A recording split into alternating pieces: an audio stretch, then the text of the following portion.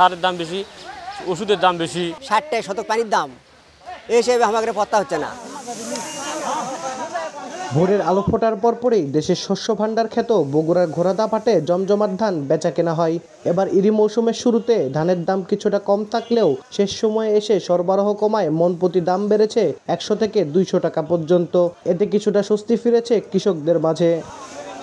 তবে চাষিরা বলছেন বর্তমান দামে তাদের ক্ষতি পোষালেও কীটনাশক, সেচ ও শ্রমিকের মজুরি খরচ বাড়ায় খুব বেশি লাভের দেখা মিলবে না। সেচের খরচ, বিভিন্ন যে কাটাকুটো খরচ, কামলা বাজারের খরচ, সেই তুলনায় ধানের বাজার খুব একটা বেশি না। সবই দাম বেশি, সারের দাম বেশি, ওষুধের দাম বেশি। 60 টাকা শতক পানির দাম, এই হিসেবে আমাদের পত্তা হচ্ছে না। যে ধানের মূল্য সেই হিসেবে বেঁচে কিনে গাছ খুব একটা লাভবান হতে পারলাম। আর ব্যবসায়ীরা বলছেন এবার ইরি মৌসুমের শেষ সময়ে সরবরাহ কমে যাওয়ায় বাড়তি দামে ধান কিনতে হচ্ছে।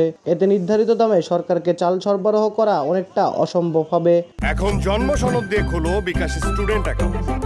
নিজের বিকাশ নিজে কর। 1 মাস আগে যে বাজার ছিল তার থেকে 100-150 টাকা বেশি। ধানের দাম রয়েছে 1300 টাকা মন, সরকার ধান কিনছে 1200 টাকা। এখন বর্তমানে যে ধানের বাজার, তাতে সরকারি এই দামে ধান সরকার কিনতে পারবে না। বগুড়ার ঘোড়াধাপ সাপ্তাহিক ধানের হাটে প্রায় কোটি টাকার ধান বেচা কেনা হয়। আব্দুল আউয়াল, সময় সংবাদ, বগুড়া।